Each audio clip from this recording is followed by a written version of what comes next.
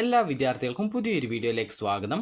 ഈ വർഷത്തെ LBS nursing and paramedical degree കോഴ്സുകളിലേക്കുള്ള പ്രവേശനത്തിനായിട്ടുള്ള വെബ്സൈറ്റ് ഓപ്പൺ ചെയ്തു. അപ്പോൾ വിദ്യാർത്ഥികൾക്ക് lbscenter.in എന്ന വെബ്സൈറ്റ് ഓപ്പൺ ചെയ്ത് കഴിഞ്ഞാൽ നിങ്ങൾക്ക് professional degree courses nursing and paramedical എന്നുള്ള ലിങ്ക് കാണാൻ സാധിക്കും. അതിൽ ക്ലിക്ക് ചെയ്ത് കഴിഞ്ഞാൽ ഈ ഒരു പേജിലേക്ക് പ്രവേശിക്കുന്നതാണ്. അപ്പോൾ നിലവിൽ അപേക്ഷയുടെ ഡേറ്റ് എപ്പോൾ മുതലാണ് അപേക്ഷ ആരംഭിക്കുക എന്നുള്ളത് സംബന്ധിച്ചുള്ള ഡേറ്റ് അല്ലെങ്കിൽ ലിങ്കുകളോ വെബ്സൈറ്റിൽ വന്നിട്ടില്ല. ഈ ഒരു ഡേറ്റുകൾ അനൗൺസ് ചെയ്യും എന്നാണ് പറഞ്ഞിട്ടുള്ളത്. അത് പിന്നീട് വെബ്സൈറ്റിൽ ആ ഒരു ഡേറ്റ് അനൗൺസ് ചെയ്യും എന്നാണ് പറഞ്ഞിട്ടുള്ളത്. അപ്പോൾ ഈ ഒരു വെബ്സൈറ്റിൽ നിന്നും നിങ്ങൾക്ക്, അതായത് ഈ ഒരു വെബ്സൈറ്റ് വഴിയാണ് വിദ്യാർത്ഥികൾ BSc നഴ്സിംഗ് കോഴ്സിലേക്കും അതുപോലെ തന്നെ പാരാമെഡിക്കൽ ഡിഗ്രി കോഴ്സുകളിലേക്കുമുള്ള അപേക്ഷ സമർപ്പിക്കേണ്ടത്. അപ്പോൾ വിദ്യാർത്ഥികൾക്ക് ഗവൺമെൻറ് കോളേജിലേക്കാളും സെൽഫ് ഫിനാൻസ് കോളേജുകളിലേക്കാളും ഒരു അപേക്ഷ മാത്രമേ നൽകാനായിട്ട് പാടുള്ളൂ. വിദ്യാർത്ഥികൾ ശ്രദ്ധിക്കേണ്ടത്, ഈ ഒരു സെൽഫ് ഫിനാൻസ് കോളേജിലും അതുപോലെ ഗവൺമെൻറ് കോളേജിലും അപേക്ഷയല്ല നൽകേണ്ടത്, അത് കോളേജ് ഓപ്ഷൻസ് ആയിട്ടാണ് വെക്കേണ്ടത്. അപ്പോൾ അതുകൊണ്ട് തന്നെ ഒരു അപേക്ഷ മാത്രമേ നൽകാൻ പാടുള്ളൂ. ഒരു അപേക്ഷയിൽ കൂടുതൽ അപേക്ഷ നൽകിക്കഴിഞ്ഞാൽ നിങ്ങളുടെ എല്ലാ അപേക്ഷകളും റദ്ദ് ചെയ്യും എന്നുള്ളതും വിദ്യാർത്ഥികൾ പ്രത്യേകം ശ്രദ്ധിക്കേണ്ടതാണ്. അപ്പോൾ അതുകൊണ്ട് തന്നെ നിങ്ങൾ ഒരു അപേക്ഷ മാത്രമേ നൽകേണ്ടതുള്ളൂ. ഓരോ കോളേജും, അതായത് സെൽഫ് ഫിനാൻസ് ഗവൺമെൻറ് കോളേജുകൾ വരുന്ന സമയത്ത് നിങ്ങളുടെ താല്പര്യത്തിനനുസരിച്ച് ആ ഒരു ഗവൺമെൻറ് സെൽഫ് ഫിനാൻസ് കോളേജുകൾ ഓപ്ഷൻ ആയിട്ട് വെക്കുകയാണ് ചെയ്യേണ്ടത്. ഇപ്പോൾ നിങ്ങൾ +1 അലോട്ട്മെൻറ്റിൽ പങ്കെടുക്കുന്ന സമയത്ത് സ്കൂളും കോഴ്സുകളും ഓപ്ഷനായിട്ട് വെച്ചിട്ടുണ്ടാകും. അതിൽ ഗവൺമെൻറ് സ്കൂളുണ്ടാകും, അതുപോലെ തന്നെ മാനേജ്മെൻറ്റ് സ്കൂൾ, അതായത് എയ്ഡഡ് സ്കൂളുകൾ ഉണ്ടാവും. അപ്പോൾ ഈ ഒരു രീതിയിൽ, അതായത് അൺഎയ്ഡഡ് സ്കൂളുകൾ ഉണ്ടാവും. അപ്പോൾ അങ്ങനെ നിങ്ങൾ ഓപ്ഷൻസ് വെച്ചിട്ടുണ്ടാവും. അപ്പോൾ അതേ രീതിയിൽ തന്നെയാണ് ഇവിടെയും നടക്കുന്നത്. അതായത് നിങ്ങൾ ചെയ്യേണ്ടത്, നിങ്ങൾക്ക് ഗവൺമെൻറ് കോളേജ് നഴ്സിംഗ് കോളേജ് വേണമെങ്കിൽ ആ ഒരു ഓപ്ഷൻ വരുന്ന സമയത്ത് ആ ഒരു കോളേജുകൾ വെക്കുക. സെൽഫ് ഫിനാൻസ് കോളേജ് വരുന്ന സമയത്ത് സെൽഫ് ഫിനാൻസ് കോളേജ് ഓപ്ഷൻസ് വെക്കുക. ഈ ഒരു രീതിയിൽ രണ്ട് കോളേജും ഒരുമിച്ചാണ് വരിക. അപ്പോൾ ആ ഒരു വരുന്ന സമയത്ത് നിങ്ങൾക്ക് താല്പര്യമുള്ള ഏതൊരു കോളേജുകളും നിങ്ങൾക്ക് ഓപ്ഷനായിട്ട് വെക്കുക. ഓപ്ഷൻ വെക്കുന്ന സമയത്ത് വിദ്യാർത്ഥികൾ ശ്രദ്ധിക്കേണ്ടത്, ഫസ്റ്റ് ഓപ്ഷനുകളായിട്ട് ഗവൺമെൻറ് കോളേജുകൾ വെക്കാനായിട്ട് ശ്രദ്ധിക്കുക. അപ്പോൾ വിദ്യാർത്ഥികൾക്ക് ഈ ഒരു അപേക്ഷാ ഫീസ് എന്ന് പറയുന്നത് കഴിഞ്ഞ വർഷത്തെ സെയിം ഫീസാണ്. ജനറൽ കാറ്റഗറിക്ക് 800 രൂപ, SC/ST വിദ്യാർത്ഥികൾക്ക് 400 രൂപ, അതുപോലെ സർവീസ് കാൻഡിഡേറ്റ്സിന്, അതായത് സർവീസ് കാൻഡിഡേറ്റ്സ് എന്ന് പറഞ്ഞാൽ ഏതെങ്കിലും ഗവൺമെൻറ് സ്ഥാപനങ്ങളിലോ മറ്റോ ജോലി ചെയ്യുന്നവർ ഉണ്ടാവും. ഈ ഒരു ആ ഒരു ജോലിക്ക് ഇടയ്ക്ക് ആ ഒരു ഡിപ്പാർട്ട്മെൻറ്റിൽ നിന്ന് അനുമതി വാങ്ങിച്ചിട്ട് ഈ ഒരു നഴ്സിങ്ങിനൊക്കെ പഠിക്കാനായിട്ട് പോകുന്നവർ. അപ്പോൾ അങ്ങനെയുള്ളവരെയാണ് ഈ ഒരു ഡിപ്പാർട്ട്മെൻറ്റൽ, അതായത് സർവീസ് കാൻഡിഡേറ്റ്സ് എന്ന് പറയുന്നത്. അവർക്കും ഈ ഒരു ജനറൽ കാൻഡിഡേറ്റ്സിൻ്റെ സെയിം ഫീസ് തന്നെയാണ് വരുന്നത്. അതുപോലെ ഇതിൽ കറക്റ്റായിട്ട് നൽകിയിട്ടുണ്ട്. അതായത് വിദ്യാർത്ഥികൾക്ക് ഈ ഒരു ആപ്ലിക്കേഷൻ ഫീസ് എങ്ങനെയാണ് അടയ്ക്കേണ്ടത് എന്നുള്ള സംബന്ധിച്ചുള്ള ഡീറ്റെയിൽസും കറക്റ്റായിട്ട് ഈ ഒരു വെബ്സൈറ്റിൽ ആ ഒരു സമയത്ത് പ്രസിദ്ധീകരിക്കുന്നതായിരിക്കും. സാധാരണ ഫെഡറൽ ബാങ്ക് വഴിയാണ് ഈ ഒരു ഫീസൊക്കെ അടക്കാനായിട്ട് പറയാറുള്ളത്. അപ്പോൾ അതെങ്ങനെയാണ് എന്നുള്ള സംബന്ധിച്ചുള്ള ഡീറ്റെയിൽസുകളൊക്കെ പിന്നീട് വെബ്സൈറ്റ് വഴി നിങ്ങളെ അറിയിക്കുന്നതായിരിക്കും. അപ്പോൾ വിദ്യാർത്ഥികൾക്ക് ഓൺലൈനായിട്ടും അതുപോലെ തന്നെ ഈ ഒരു ചലാൻ ഉപയോഗിച്ചുകൊണ്ടും ഈ ഒരു നഴ്സിംഗ് കോഴ്സിലേക്കുള്ള ആപ്ലിക്കേഷൻ ഫീസ് അടക്കാൻ സാധിക്കും. അത് എങ്ങനെയാണെന്നുള്ള സംബന്ധിച്ചുള്ള ഡീറ്റെയിൽസുകൾ പിന്നീട് ഈ ഒരു വെബ്സൈറ്റ് വഴി അറിയിക്കുന്നതാണ്. അപ്പോൾ വിദ്യാർത്ഥികൾക്ക് അപേക്ഷ നൽകുന്ന സമയത്ത് വിദ്യാർത്ഥികൾക്ക് ആവശ്യമായിട്ടുള്ള ഡോക്യുമെൻറ്റ്സ് എന്ന് പറയുന്നത് നിങ്ങളുടെ +2വിൻ്റെ ആ ഒരു റിസൾട്ടിൻ്റെ ആ ഒരു ഡീറ്റെയിൽസ് ആണ്. അതുപോലെ തന്നെ വിദ്യാർത്ഥികളുടെ ഈ ഒരു, നിങ്ങൾക്ക് എന്തെങ്കിലും റിസർവേഷൻ ഉണ്ടെങ്കിൽ ആ ഒരു റിസർവേഷൻ്റെ ഡോക്യുമെൻറ്റുകളാണ്. അതുപോലെ തന്നെ ഇമെയിൽ ID, അതുപോലെ തന്നെ ഫോൺ നമ്പറാണ്.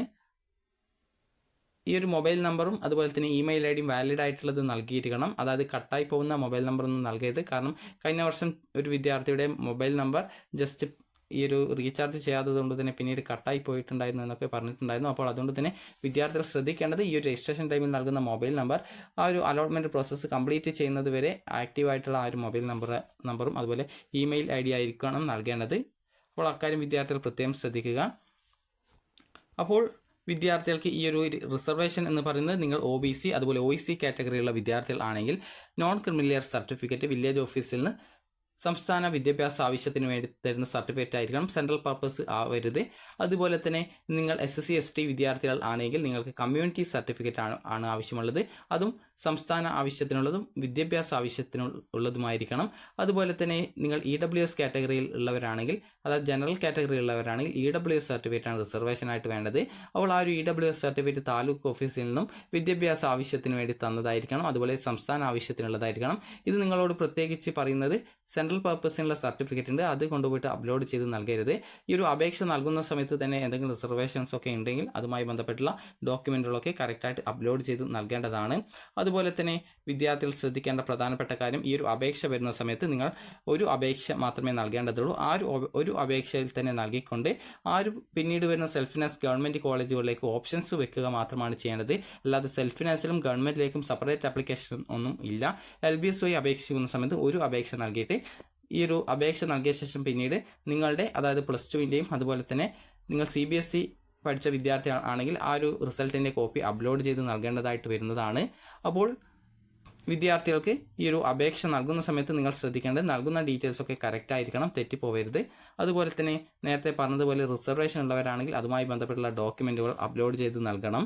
അതുപോലെ തന്നെ വിദ്യാർത്ഥികൾക്ക് ഈ ഒരു വെബ്സൈറ്റ് വഴിയാണ് ഈ ഒരു അപേക്ഷ നൽകേണ്ടത്. അതുപോലെ തന്നെ വിദ്യാർത്ഥികൾ ശ്രദ്ധിക്കേണ്ട പ്രധാനപ്പെട്ട കാര്യം, ഇവിടെ പ്രോസ്പെക്ടസും അതുപോലെ തന്നെ ഈ ഹൗ ടു അപ്ലൈ, എങ്ങനെ അപേക്ഷിക്കാം എന്നുള്ള സംബന്ധിച്ചുള്ള ഡീറ്റെയിൽസും അതുപോലെ തന്നെ certificate required for various claims എന്ന് പറഞ്ഞുകൊണ്ട് നൽകിയിട്ടുണ്ട്. ഇതൊക്കെ നിങ്ങൾ ജസ്റ്റ് ഒന്ന് ഡൗൺലോഡ് ചെയ്തെടുത്ത് നോക്കുക. അപ്പോൾ ഡൗൺലോഡ് ചെയ്തെടുത്ത് കഴിഞ്ഞാൽ നിങ്ങൾക്ക് ആവശ്യമായിട്ടുള്ള ഡോക്യുമെൻറ്റ്സ് ഏതൊക്കെയാണ് എന്നുള്ള കാര്യം കറക്റ്റായിട്ട് ഇതിൽ നൽകിയിട്ടുണ്ട്. അപ്പോൾ ഇതൊക്കെ ജസ്റ്റ് ഒന്ന് നിങ്ങൾ ഡൗൺലോഡ് ചെയ്ത് വായിച്ച് മനസ്സിലാക്കുക. അപ്പോൾ നിങ്ങൾക്ക് കറക്റ്റായിട്ട് ഏതൊക്കെ ഡോക്യുമെൻറ്റ് വേണം എന്നുള്ളത് മനസ്സിലാക്കാൻ പറ്റും. നോൺ ക്രിമിനൽ സർട്ടിഫിക്കറ്റിന് 1 ഇയർ വാലിഡിറ്റി ആണുള്ളത്. അതുപോലെ തന്നെ കമ്മ്യൂണിറ്റി സർട്ടിഫിക്കറ്റിനും അതുപോലെ മൈനോറിറ്റി സർട്ടിഫിക്കറ്റ് ആണെങ്കിലും അതിന് 3 ഇയർ വാലിഡിറ്റി ആണുള്ളത്. അതുപോലെ തന്നെ ഇൻകം സർട്ടിഫിക്കറ്റ്, EWS സർട്ടിഫിക്കറ്റ് എന്നിവയാണെങ്കിൽ 1 ഇയർ വാലിഡിറ്റി ആണുള്ളത്. അപ്പോൾ വിദ്യാർത്ഥികൾക്ക് ഇൻകം, അതായത് സാമ്പത്തിക സംവരണമുള്ള വിദ്യാർത്ഥികളാണെങ്കിൽ ആ ഒരു ഇൻകം സർട്ടിഫിക്കറ്റ് കൂടി വിദ്യാർത്ഥികൾ അപ്ലോഡ് ചെയ്ത് നൽകാനായിട്ട് ശ്രദ്ധിക്കണം. അപ്പോൾ ഈ ഒരു ഡോക്യുമെൻ്റൊക്കെ, അതായത് നിങ്ങൾക്ക് ആവശ്യമായിട്ടുള്ള ഈ ഒരു ഡോക്യുമെൻ്റുകളൊക്കെ നിങ്ങൾ തയ്യാറാക്കിയിട്ട് വെക്കുക. കാരണം അപേക്ഷ ആരംഭിച്ച ശേഷം ഏകദേശം നിങ്ങൾക്കൊരു 10 ദിവസമൊക്കെയാണ് അപേക്ഷ നൽകുന്നതിനായിട്ടുള്ള അവസരം ലഭിക്കുക.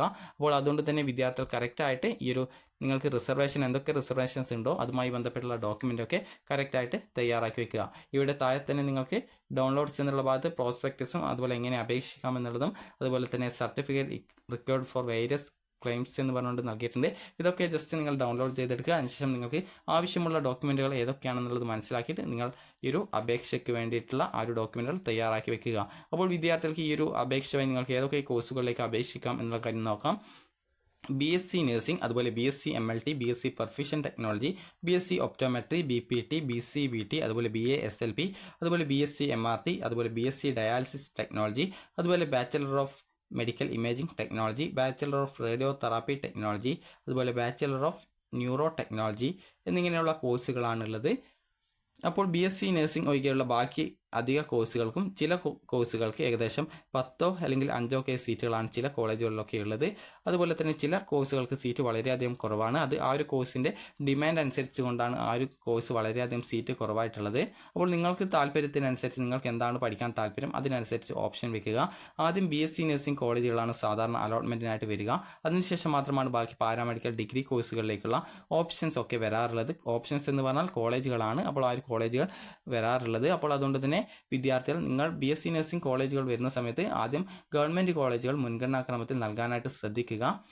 അപ്പോൾ വിദ്യാർത്ഥികൾക്ക് ഈ ഒരു വീഡിയോ ഉപകാരപ്രദമായിട്ടുണ്ടെന്ന് കരുതുന്നു. ഉപകാരപ്രദമായിട്ടുണ്ടെങ്കിൽ ലൈക്ക് ചെയ്യുക, ഷെയർ ചെയ്യുക. Thank you for watching.